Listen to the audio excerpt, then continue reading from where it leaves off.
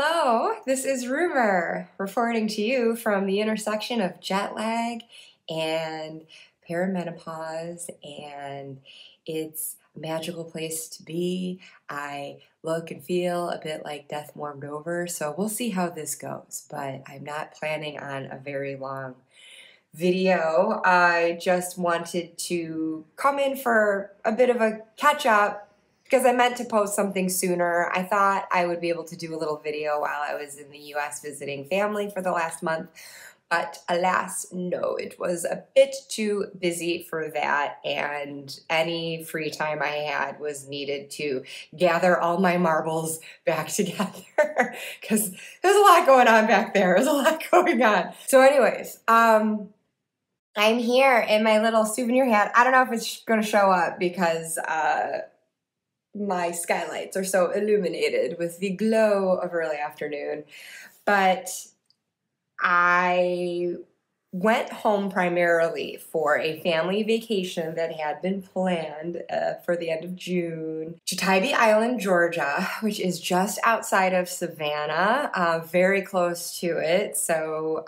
we definitely popped in there as well, and I'll talk about that a bit more later. But it was a really good trip. It was phenomenal, really, how it worked out. All of my siblings, their spouses, and children, except for one, just one niece opted out, but everyone else accepted the invite. Even my husband flew in from the UK to go. And yeah, so there were 17 of us in all on this trip, and it probably sounds like a nightmare perhaps for some of you. And I'm not gonna say it was totally easy because, you know, day by day, kind of gauging what you're going to do and coordinating with a lot of different people, but it actually ended up working out awesome because no one was expecting to move around in this mass of 17 people. We made sure that there was one dinner reservation for everyone because my mom wanted to treat us to that.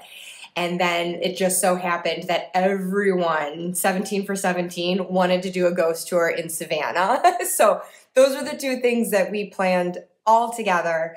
But other than that, we had like little breakout groups through the week. And we all stayed in the same condo complex across a few different condos. So people were just kind of like popping in and out of each other's units, just stopping by to see what people are up to and wanting to do for the day. And I am being beamed up right now. I'm sorry. I've been summoned, and here I go. Just kidding. The sun's shining right through my skylight over my head. Glad I have this on. Anyways, so that was just kind of like how the gist of it went. What was a bit more of a challenge was that my sister and her husband flew. A few of the older nieces and nephews flew, but then otherwise my two brothers were driving with their respective families, and neither one of them had room in their car for my mom, and my mom did not want to fly. So I volunteered to fly in and out of Chicago to drive down and back up with her. We split it between 2 days on the way down, just did 3 days on the way back, figuring we'd probably be pretty tired. And I'm so glad we did that. But you know, that's 30 hours round trip, not even allowing for like accidents and hitting bad traffic going through Atlanta and Nashville. And yeah, so we did have some long days, and it had been a while since I'd done a road trip like that, but it was really special. Get it? A little verklempt about it, I guess, because it was the first time I'd road trip like that without my dad. And we drove his car. So he was very much there, and I very much felt like I was stepping into his shoes to kind of assume his role. with the driving and arranging the hotels and everything, and just looking after my mom, who is a very capable human being. It's not like she needs to be coddled, but you know, she's just was used to my dad taking care of certain things, and so I stepped in for that. And yeah, it was our first big family vacation like that without him too, and you know, for all we know, it could be our last one with my mom, that she's in her 80s. And so it was very special.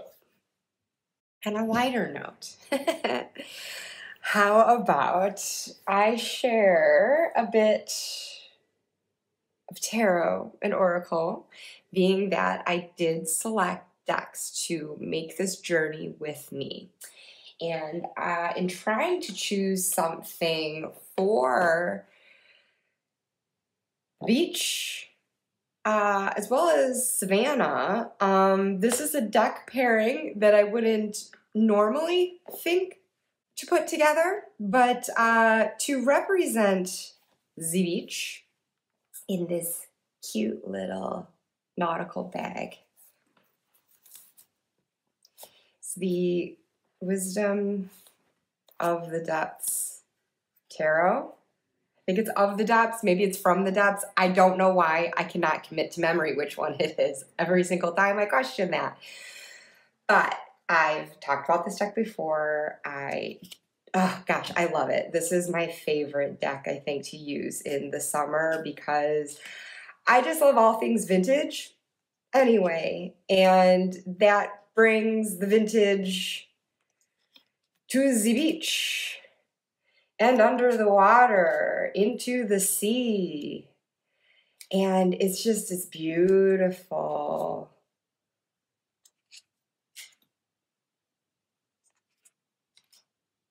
Very in keeping with Rider-Waite Smith. Not a straight up clone of it. I love the aces. I just think they're so pretty.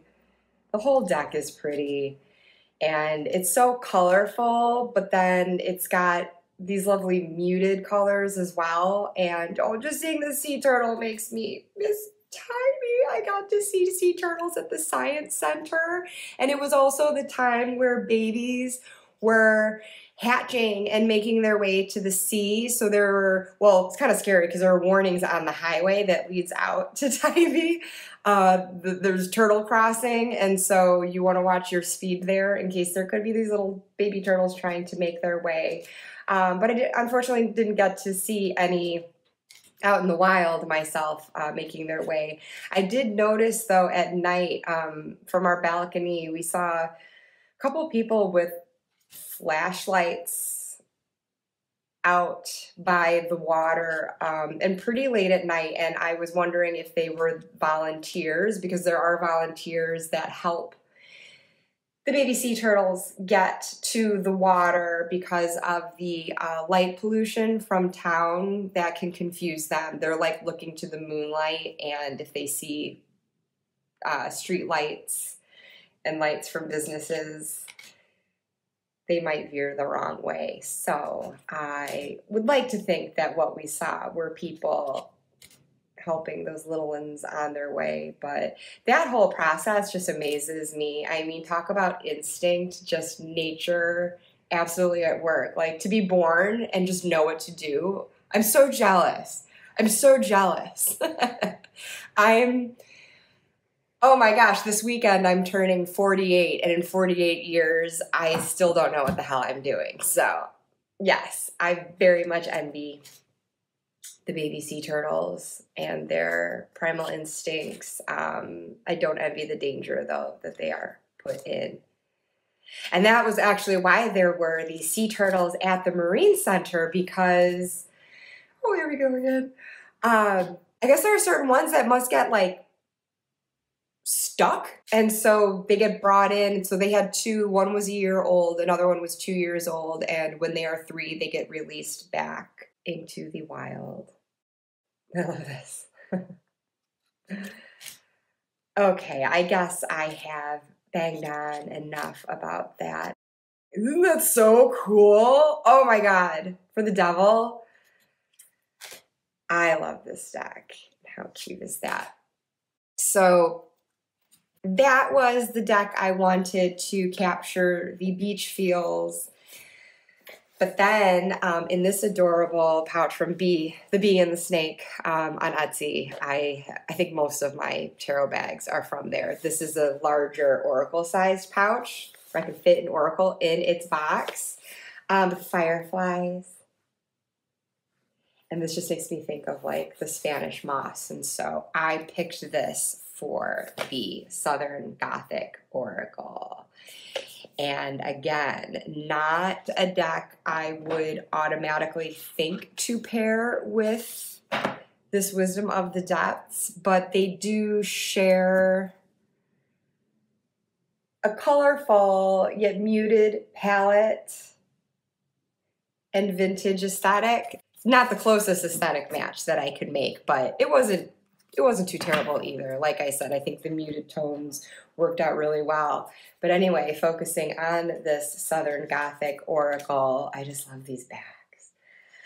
And this includes the 9-card Haunt expansion because, of course, I wanted to get a little haunting Southern folklore in there too. So this was just to capture the overall feel of the South. And Savannah is nothing if it's not Southern Gothic. The atmosphere was just extraordinary. And interestingly enough, when I was down there, every time I did a reading, I drew a card from the Haunts pack. So, I mean, this is like a full Oracle deck. Only 9 of them are that, but the Haunts were haunting me in Tybee. And I really, at this point, just want to... well, I definitely want to go back. I want more of both Tybee and Savannah. I want to see Charleston and explore more in and around the area, but I want to research more of it because it's intense. That past, like you go and you see these places and you think, oh, how lovely, but then you've got this historic backdrop of slavery and the Civil War, and you know, you're walking around Savannah just knowing there are bodies buried everywhere. It's almost like the whole city is a cemetery. And even these forts, there were these military forts around Tybee. There's evidently one that was by where we were staying that was used for like medically treating people as they came over on slave ships if they were ill.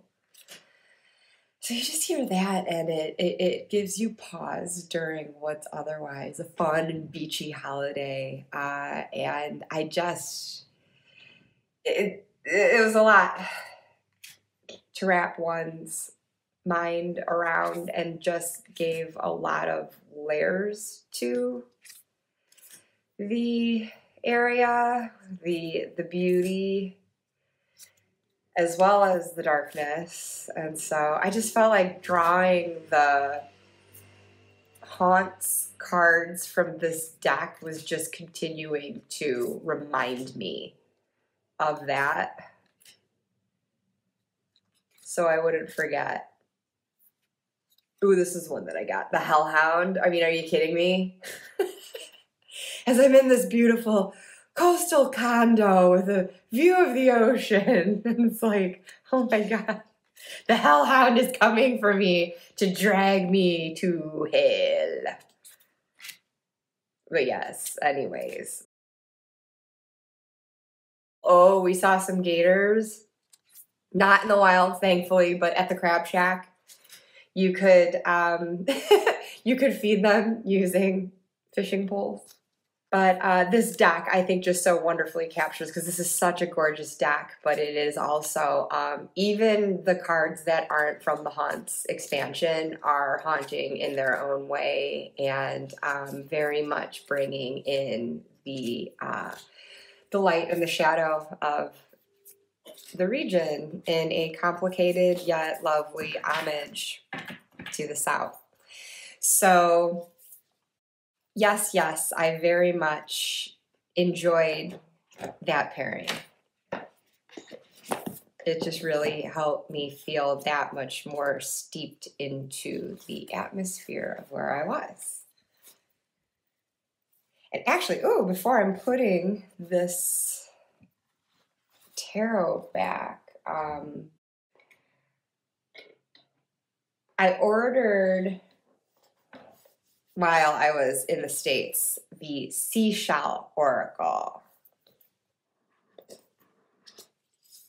Kind of hoping to get it in time for Tybee as well, just to have as a second oracle deck there, because I thought this one would make a very natural pairing with this Wisdom of the Depths, because I have, oh, sorry, here's the back of the Seashell Oracle. But I have an Oceanic, or a couple of Oceanic oracle decks, but they go better with my other ocean-themed tarot decks, whether it's mermaids and more brightly colored. But these obviously share a vintage collage aesthetic once again.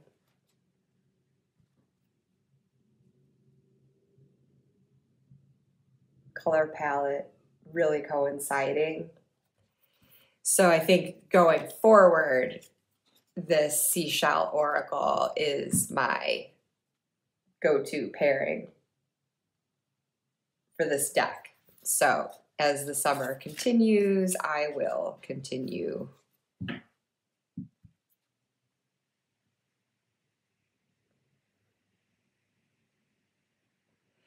working with those together. So divinity, resonance, communication for the Queen Conch. And that's very nice to go with Two of Cups. Let's see another. Oh, the Hermit with the Clam. Happiness, humility, and quietude. That seems quite fitting for Hermit energy, yeah? All right, let's look at one more. Two of Swords with the Lighthouse Keeper, guidance, solitude, safety. I like that, because in a Two of Swords moment, sometimes you need that solitude to get quiet, kind of go within to make the decision that you need to. Tap into some inner guidance, perhaps. So that's lovely. Ooh, I better stop myself because I could go on and on with that, but you know what? I'm gonna. Let's do one more. I got, let's see, it's Five of Wands with the Starfish, shedding, renewal, innovation. Well, it's kind of neat with like the 5 legs of the starfish with the Five of Wands here, if you want to take that as like enhancing that numerical value, that kind of sense of competition and conflict that can happen here. Maybe that's what needs to be shed, and the innovation that can result from that. I don't always look at Five of Wands as like a negative thing. I mean, it can be kind of like combative and everything, but it could also be just like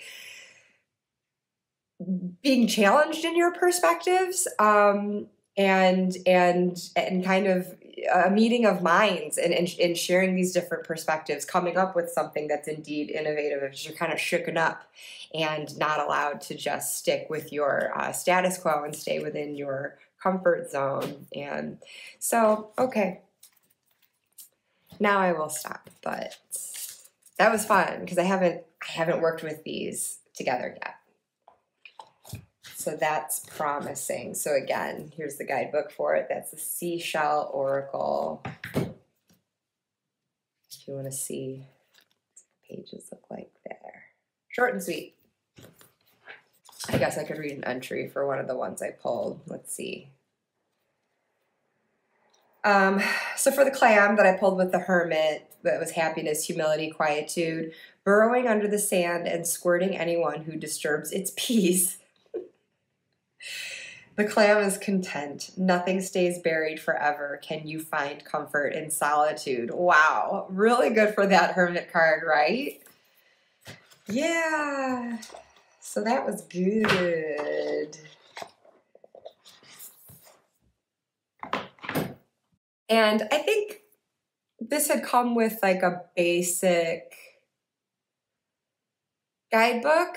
I can't remember now if it was actually like a little kind of fold out paper or if it was a PDF. I don't know. But for this Southern Gothic Oracle, if you don't have it and you would like a taste of what that guidebook is like, well, I'll share the Hellhound. Oh no, that's not going to be in here because the Haunts expansion cards had...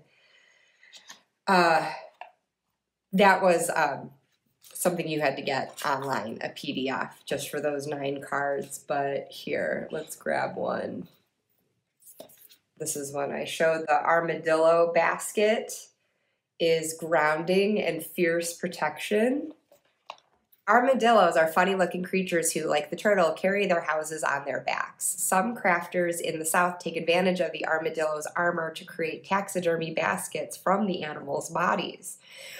When you draw the armadillo basket card, consider how you are a vessel, firm and strong, ready to hold and protect your spirit. There is no question the hard shell of this creature inspires us to be tough, impervious to the minor adversities that the outside world might hurl at us. Be sure to exercise caution and solid judgment when deciding if it is safe to let your guard down.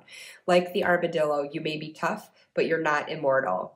There are times in each of our lives that we require greater security, a place to retreat from danger or chaos. Seek inspiration from the armadillo and put up a strong shield to fiercely embrace the things which are most important to you. And I guess if necessary, make like a clam and squirt it comes your way. But that was this. And that's so interesting because honestly, every time I looked at this card, I thought it was, I've never seen an armadillo basket in real life. And I guess I assumed that this was something woven to imitate an armadillo's shell, but I didn't realize it was actually from the animal. That's interesting. So I learned a lot from this deck, and the Haunts expansion, even in the PDF, the guidebook entries are just as thorough as that, giving background on what's on the card, but then also how that applies to the keywords associated with it for divination purposes. And yes, I love that. So I wanted to share a couple of items that I picked up on this trip. Well, obviously my Tybee hat, which I just got at a tourist trap surf shop. But you know me, I love a hat. I often wear them to hide my hair when I do not feel like doing it. And that was no exception.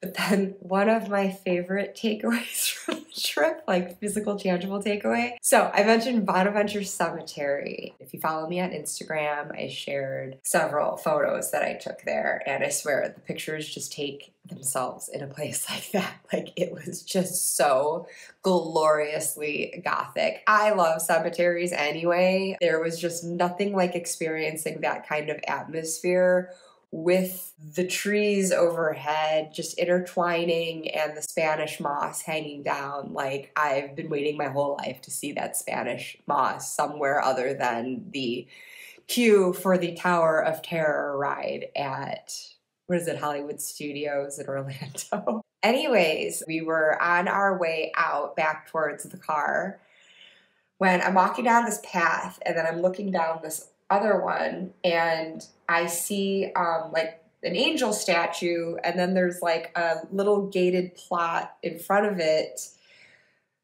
with hedges concealing what was inside, other than this like little bit like rounded piece of marble it looked like, or some kind of stone. But honestly, all I could see was like this little curve. So I had no clue what it would be, but something in me was like, I want to see what that is. I want to know what that is. I don't know. I just had this draw to go and check it out. And so my niece is like, oh, I'll come with you. So we're walking towards it. And as we're getting closer and closer, we're like, what do you think it is? What do you think it is? I can't tell until it was like, oh my God, it's a child. It is a child. And then we round the corner to where you can see the hedge within this like wrought iron gate was on 3 sides. And so you come to the entrance and it opens up and you see this like little grassy lawn. And then there is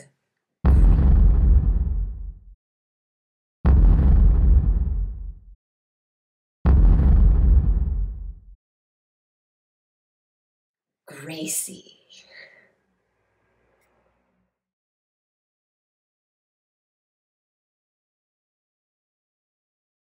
It's both so heartbreaking and so creepy to see a statue like this in a cemetery. And then we were laughing because my mom's nickname is Gracie. So we're like, oh no, she's going to hate that. Let's take a picture and send it to her now. But yeah, you know, we're reading the plaque about her and learning a bit more about her history. Little Gracie Watson was born in 1883, the only child of her parents. Her father was manager of the Pulaski House, one of Savannah's leading hotels, where the beautiful and charming little girl was a favorite with the guests.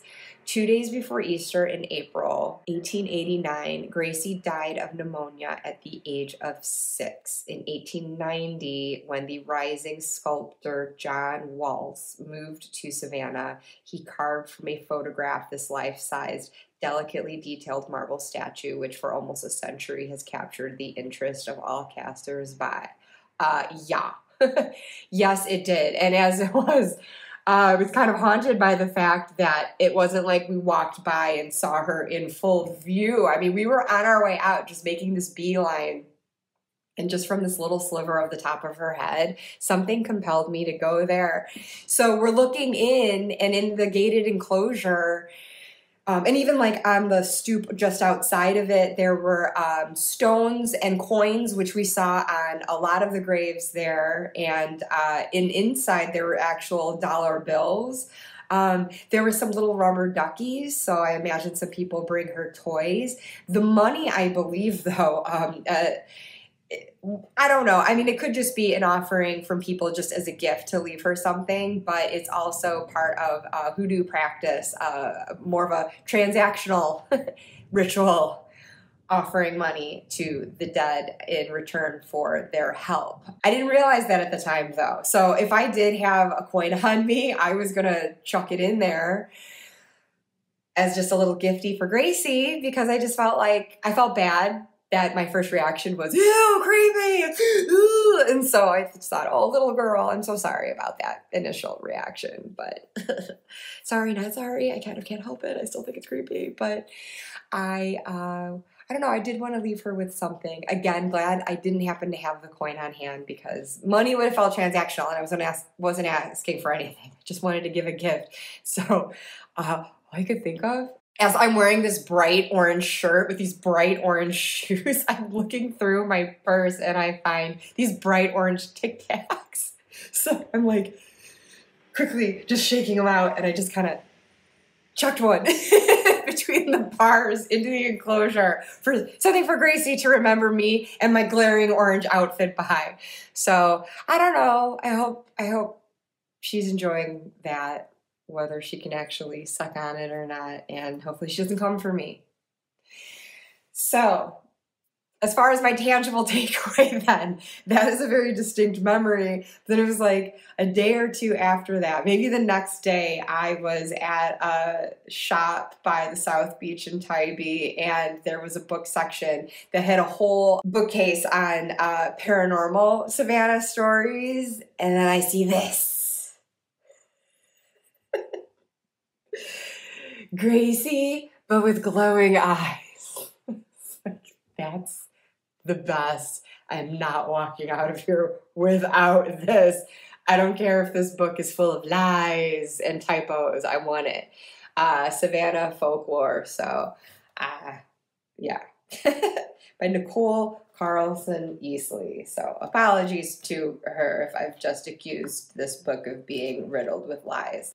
I only say that because on our ghost tour, there were several things that were debunking stories that family members had been told earlier that day on the trolley tour, and that some remembered from previous trips to Savannah. So just an FYI, if you go to Savannah and you do a trolley tour, take what they say with a grain of salt, because there were an awful lot of things that ended up being untrue, whether it was debunked by our ghost tour guide, which, can we believe him either?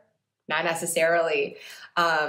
But by other sources that we read elsewhere and looked up on our own. So I guess it's one of those things, like, the point is just enjoy the atmosphere, but there is really cool history there. So it'd be nice to have the facts straight.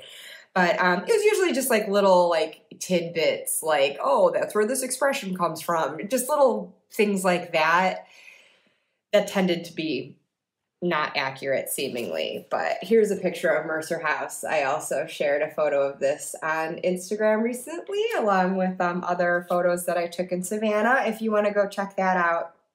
But this leads me into the other thing that I brought back with me. I did go back to Savannah on my last day with my husband, and we toured the Mercer House, which is now called the Mercer Williams House. It's named Mercer House for the Mercer family that originally built it. Johnny Mercer himself did not ever actually live there.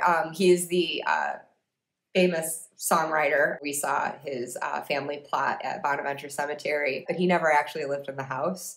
It was his great-grandfather, I believe, who built it, and then building got interrupted during the Civil War. And anyway, I don't think anyone in the family ever actually lived there. It ended up in the Shriners' hands at one point, and they turned it into one of their temples and rode their bikes around in the main hallway. And then ultimately, Jim Williams stepped in as he and another prominent citizen were helping to restore a lot of Savannah's historic district, which was otherwise just being leveled for new construction to go up.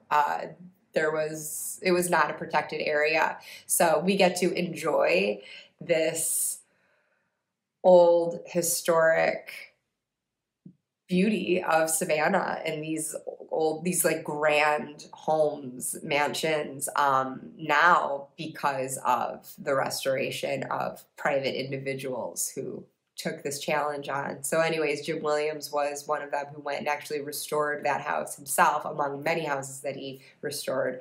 But then he actually lived there, and he's the subject of the crime featured in Midnight in the Garden of Good and Evil, played by Kevin Spacey in the film.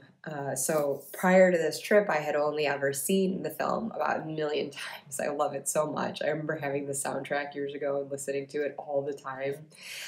So I finally picked up a copy of the book at the carriage shop on site. The gift shop is located where Jim Williams used to do his antique restorations and also sell antiques from. So it continues to be a shop selling some antiques, but also new things. But this is a 30th anniversary edition of the book, and I am well into it now. I am more than halfway through at this point. I am fully steeped in the trials surrounding this murder. Or was it murder? That's the big question. Was it murder or was it manslaughter? And let me tell you, I rewatched the movie, and there's nothing more delightful than seeing a very young, as yet unknown in the U.S., Jude Law, play the victim of that crime of passion. I remember not knowing it was him when I first saw it, and years later rewatching after he'd become more famous and being like, oh my God, that was Jude. I love him. You guys, talented Mr. Ripley. I was obsessed. I was obsessed with that movie when that came out. I saw it in theater, and Jude had my heart from then on. It has nothing to do with anything I've been talking about till now. But in the spirit of books, and also just the very magical feel that I felt down in Savannah and at the cemetery, you know, thinking of those hoodoo rituals, a friend of mine, before I left for this trip, had surprised me with this. I had an Amazon delivery, this book, A Box of Magic. So I brought this down there with me with the intent to read it at the beach, and I ended up not doing a lot of reading down there. So I have this yet to really look forward to. But the gist is, A Box of Magic is a call to adventure, a bold invitation to activate the deepest part of yourself. This book invites us to practice with two magical guides, Jamie Della and her Wiccan elder, high priestess, and mentor, Connie DeMasters. 15 years after Connie's passing, Jamie received a literal box of magic on her doorstep. 23 pounds of Connie's rituals, hymns, spells, astrology, and more. Through this unexpected gift, both Connie and Jamie show us how to unlock the magic within. The book shares rituals that help us face and integrate the shadow, develop abiding self-love, and stand with a sword of personal truth held ready. I love that. Through storytelling and parables, we learn discernment as we connect magical insights with our own experiences. And that's what my friend said about this, that it wasn't even as much the magic as the storytelling in this story that was really gripping her, and she wanted to share that with me. So I read the introduction, and it really is beautifully written. So I look forward to that. So, okay, not a souvenir from my trip, but it was with me there, and another book that I brought back with me. And I guess where souvenirs go, this wasn't actually from Tybee, but it's in homage to it.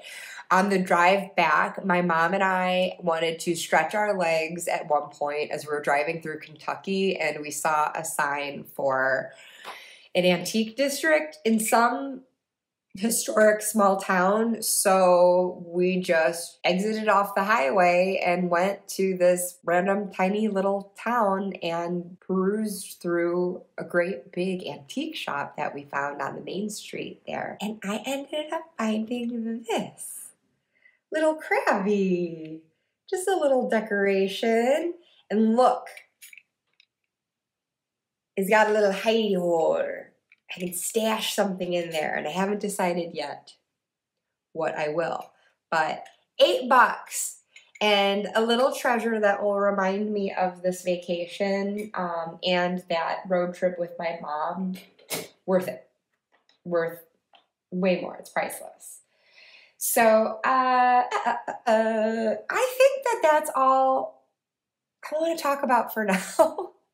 I'm really just kind of getting back and getting in the groove of everything, and I just wanted to, share a bit of my adventures with you and some of the goodies that I held back with me, and the tarot and such that I actually used to evoke that atmosphere. I would love to hear from you in the comments if you have some special summer travels planned, and if so, are there special decks that you're bringing along to evoke that atmosphere as well? Or if you're just doing staycation this summer, what are your summer decks that you're going to? What is giving you the feel of the season, whether it's where you are located or where you are not? If you are pining for the beach, as I now am, which is why I'm going to continue using my beachy decks,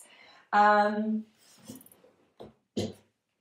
it's somewhere that you're visiting or where you actually live, I would love to hear it. And speaking of my beachy decks, I have this standing by. If you'll remember from my What's in the Bag Oceanic decks, this is my bag of the above set. And I just have to share these two pins that I put on the strap. These are Isabella Rotman, who is the artist the overall creator, artist and guidebook writer for the This Might Hurt Tarot. She also does some merch for Buffering a Rewatch Adventure podcast. So here we've got a little mermaid with her fish tail. And then here's with a fish head. I just thought that was so cute. But yeah, this whole bag, oh my gosh, there's so much going on in here. Well, first of all, I keep my mermaid stories. I did some bibliofancy with this before, if you recall, where I read a mermaid story and then did a reading using lots of things in this bag, actually. I had my mermaid tarot, which I also love using during the summertime. This card overwhelms me. This card, like, triggers a migraine. It's too much. But I do love this deck overall. I love the mermaids of the different regions and bodies of water. That you have river beings for the pentacles, and I think the cups are just kind of like your average beachy, but then more of a Polynesian feel for the wands, where there's volcanic activity, and then more of an Arctic feel for the swords, that crisper intellectual suit. So I really don't find myself using this at any other time of year than the summer, and hey, yeah, maybe that's limiting, but that's really just when I feel like it. So many decks, it's so much easier to just kind of have certain purposes for some of them, so then I don't feel the deck overwhelmed through the year. But then also in here, I've got my Dame Darcy Mermaid Tarot. And again, if you saw my What's in the Bag, I guess I'm reliving it here now, but a bit more quickly. But this one's so great. I think images like this are plagiarized, so that's not great. I didn't know that before I got the deck, so it's hard for me to unlove what I had fallen in love with before I learned about that. But yeah, stealing someone else's artwork is not cool. I have the impression, though, that the majority is her. I feel like it's the images that have more complexity than others that are the ones most likely to be copied, if not like directly traced. But anyway, that's a whole other thing. Sounds fun. I haven't busted that out. I'm really loving the Wisdom of the Depths and feeling like I might just be focusing on that. I also would like the opportunity to get to know... Oh my gosh, this bag's about to bust. We're going to need a bigger bag.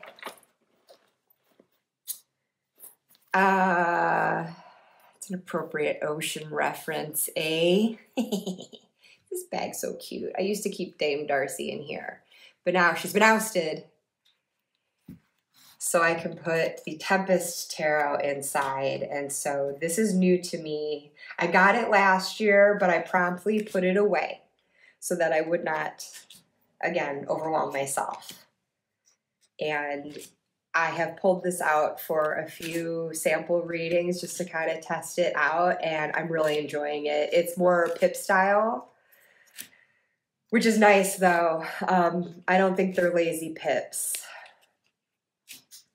They've got other suggestions of meaning going on in the imagery, and it's something just very like nice and clean and crisp, and just feels very Pirates of the Caribbean. And I almost brought this one with me on my trip instead, but I decided to save it. So I'm actually going to try using the two in tandem, this with Wisdom of the Depths, in case like having like this cleaner white style adjacent with the more, filled in of the other, that like complements each other well.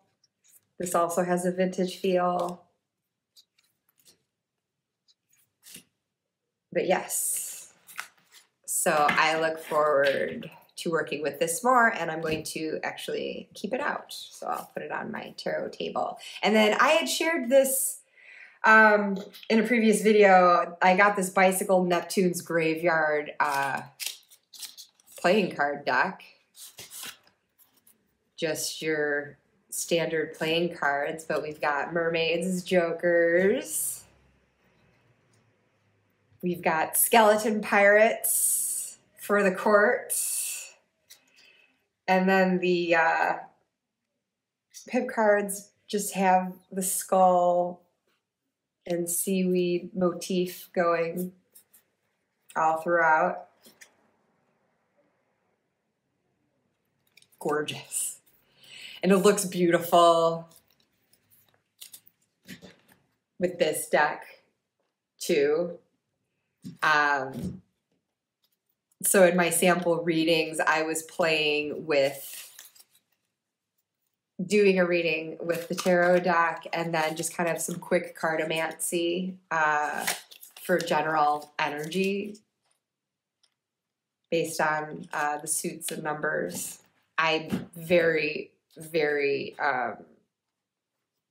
new to cartomancy. I'm not looking to develop that into anything more sophisticated than where I'm at right now. Basically, the way I use it is very cursory, just kind of a snapshot, an energetic snapshot, you could say, see how things are trending.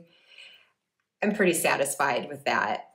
I don't need to be a master of every type of divination, you know, like I have curiosity and I like to learn about it, like with the runes and geomancy and Lenormand and I Ching and so forth. And even within tarot, like the RWS versus the Marseille, sorry.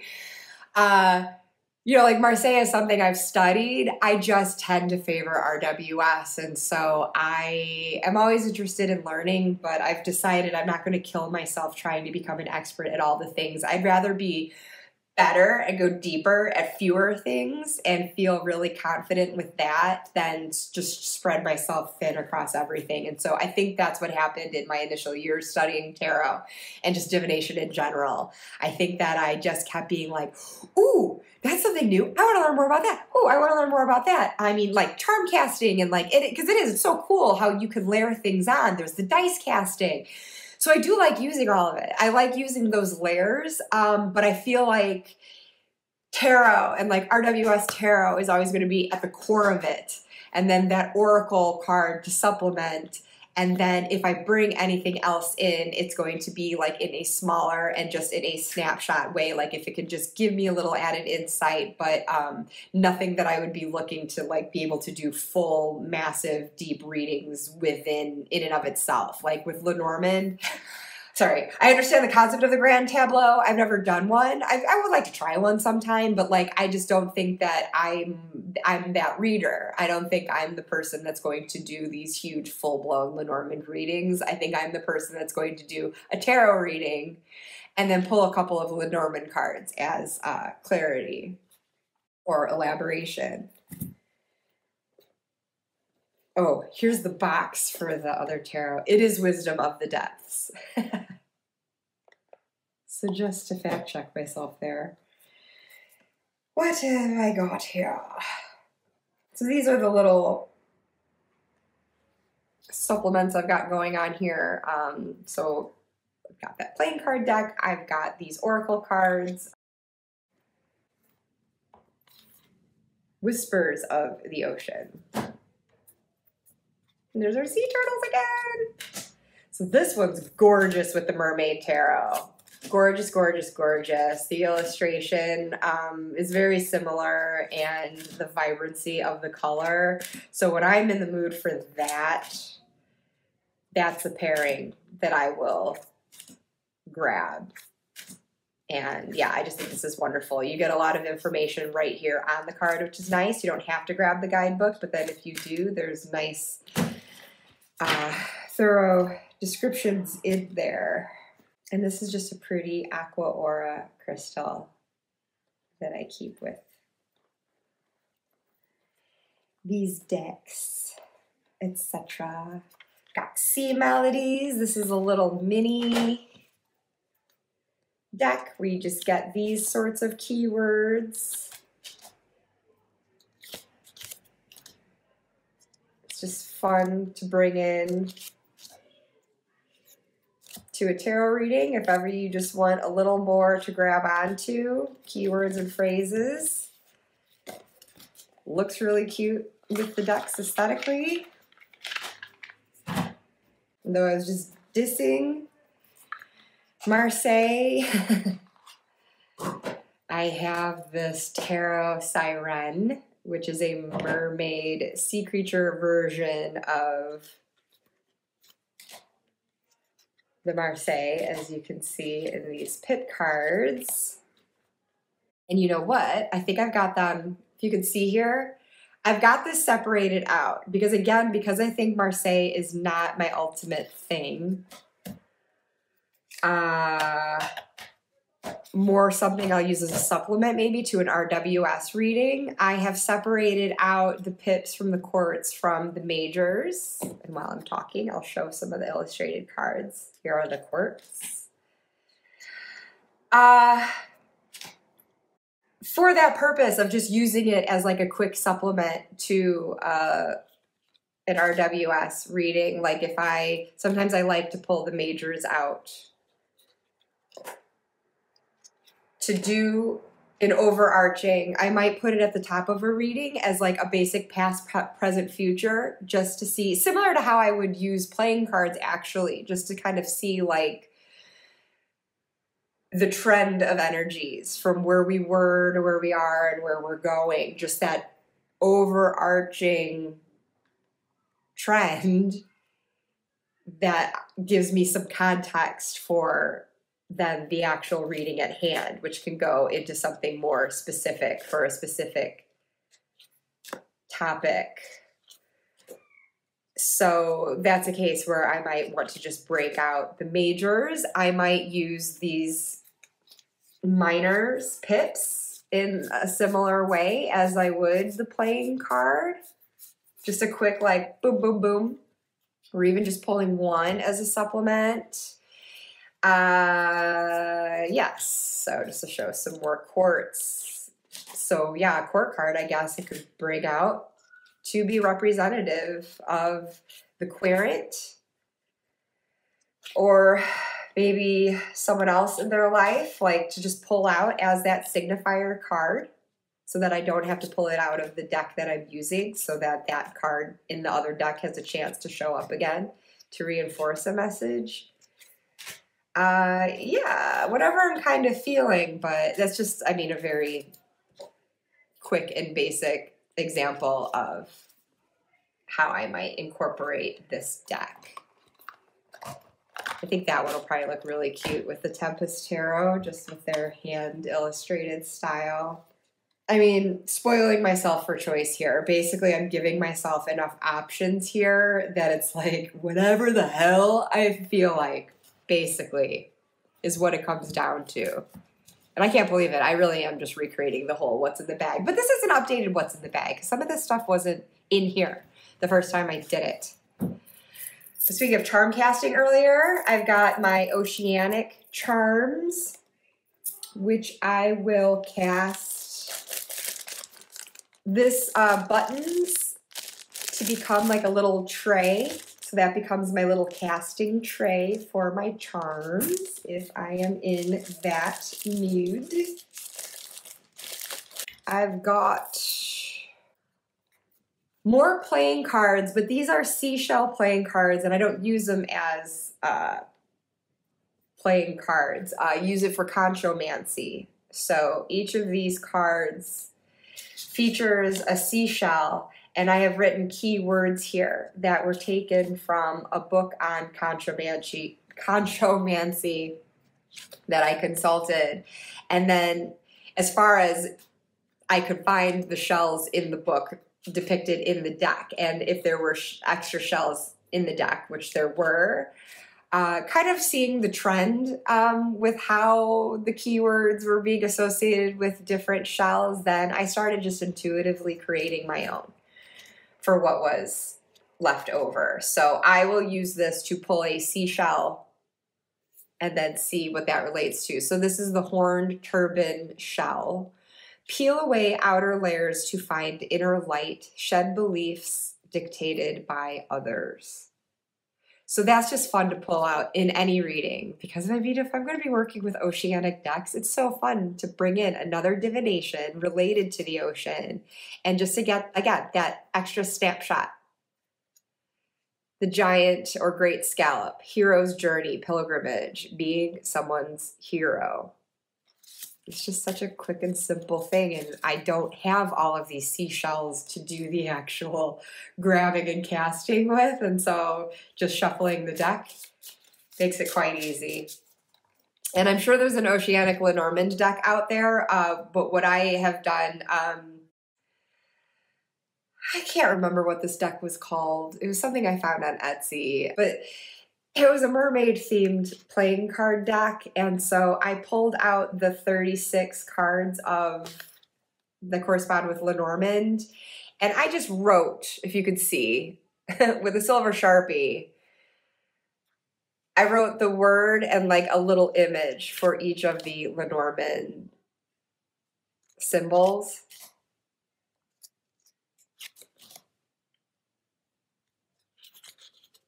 And that's it, because I mean, in Lenormand, the image doesn't matter, right? It's just the symbol that we're working with. So I just made that just to have a Lenormand deck if I'm feeling like using Lenormand within this theme. So that goes in its own little separate baggie. And I think all the bags that I've been holding up with this, I know it, looking at them now. Pretty little polka dots. These are the bee and snake on Etsy that I mentioned earlier. So like this,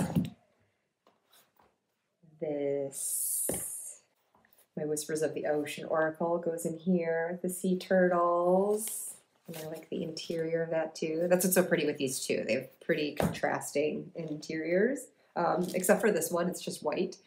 This is holding books right now, but I think this will hold my new Seashell Oracle. One deck I used to have in here, which this is reminding me, was this like Mermaid Oracle, and I forget if there is another name for it. I don't remember. I just took out the cards that I liked best from it. The deck overall didn't really resonate with me. I just, I don't know, I didn't really bond with the guidebook and its writing, even though it's Lucy Cavendish, and for other things it works for me, but for this particular deck, it just didn't, and a lot of the cards didn't, so I just picked out the ones I liked and kept them, and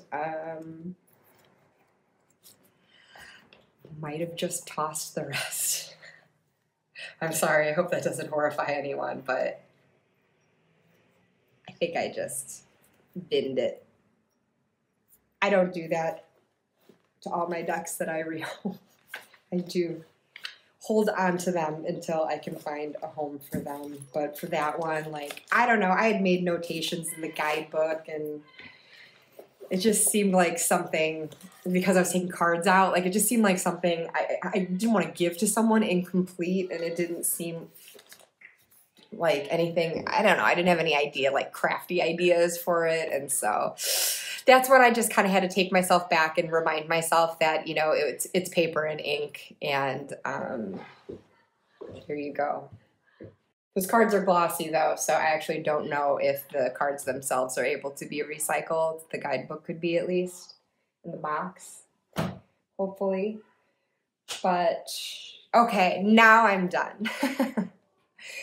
And these school kids are screaming across the street as they are on their parade home from school. So how about I just end this here? Thank you so much for joining me for this jet-lagged ramble. I never promise to be the most coherent when I attempt these, but it's fun just checking back in with you all. I asked the question earlier, what decks are you using this summer? And so I reiterate that. And what do you have in store for summer? I would just love to hear what your plans are, and talk to me. And if you have anything to say about anything that I've said, yeah, just let me know. So until next time, bye.